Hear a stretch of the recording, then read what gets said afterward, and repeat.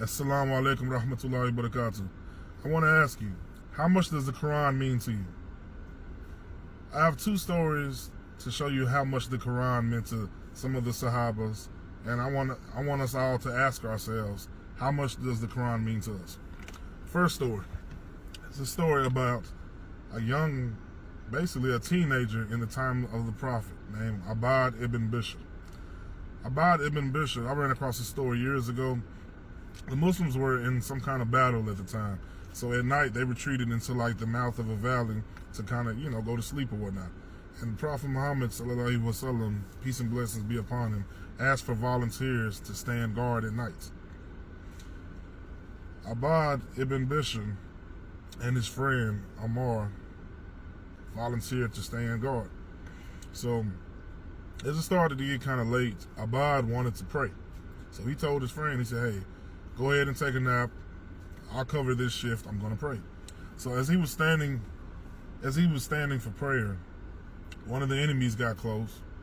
He was still at a distance, but he got close enough to where he could pull his bow and arrow out and shoot at him. So while he was sitting there standing for prayer and reciting the Quran, an arrow hits him in his side. He comes out of the bowing position, which we could refer to as ruku, pull the arrow out, throws it, and keeps praying. This time he goes all the way down into sajda, which is prostration. He's bowing with his head on the ground. As he comes up, arrow hits him. He pulls the arrow out and throws it down. So he goes back into prostration. Then he comes up and he's getting ready to end his prayer. He reaches out and he shakes his friend. He shakes Ammar to wake him up. And when he wakes Ammar up, he finishes his prayer. When he finishes his prayer, Ammar is freaking out. He said, man, you are under attack. Why are you still praying? Why haven't you stopped praying? Abbad ibn Bishr tells him, he said, I was reciting Surah Al-Kahf. Surah Al-Kahf means the chapter of the cave. He said, Rasulullah sallallahu alayhi wasallam, which means the messenger of God, told me that nothing was more important than the recitation of Surah Al-Kahf. So at that moment, death was more bearable to me than to interrupt that recitation. The second story is the story of Baraka. Baraka was basically like the Prophet's, so to speak, the Prophet's mom. After the Prophet's mom died, Baraka basically stepped up. She was the first person to hold the Prophet. She was the first person really to do a lot with the Prophet. The Prophet's mom died when he was 6 years old. One of the last things she said, she told Baraka, be a mother to him. Baraka was an Ethiopian woman. So for those of y'all who did not know, the woman who basically raised the Prophet Muhammad, the Prophet of Islam, was an Ethiopian woman, was a black woman. So when the Muslims migrated from Mecca to Medina, we call it the Hijrah.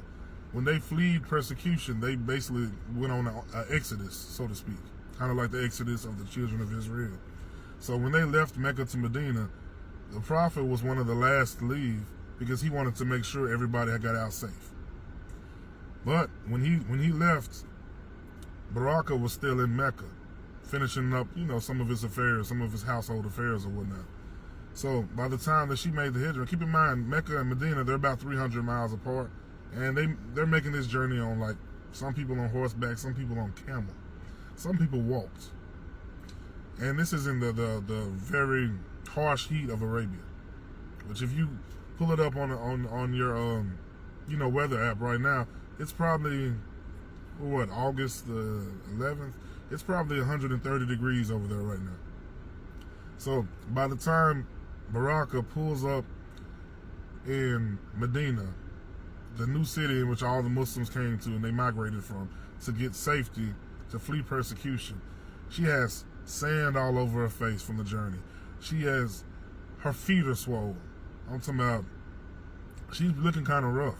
She's looking like she had a hard time. And when the Prophet, peace be upon him, saw this, he basically broke down, rushed to her, wiped the sand off her face, rubbed her feet, rubbed her shoulders. When the Prophet, peace be upon him, died, That's right, because Baraka was still alive. She was there for him when he was born, and she was still with him when he passed away. When the Prophet, peace be upon him, died, she would be seen crying profusely, non-stop, crying. They asked her, they said, Ayman, why are you crying? Surely you knew the Prophet would die one day. He was only a man. Her response was beautiful. My first time reading it, it brought me to tears. Her response was, I knew the Prophet would die one day. I'm crying because the revelation from God has stopped. She said, I'm crying because the revelation from the Most High has stopped. That's how much the Qur'an meant to Baraka.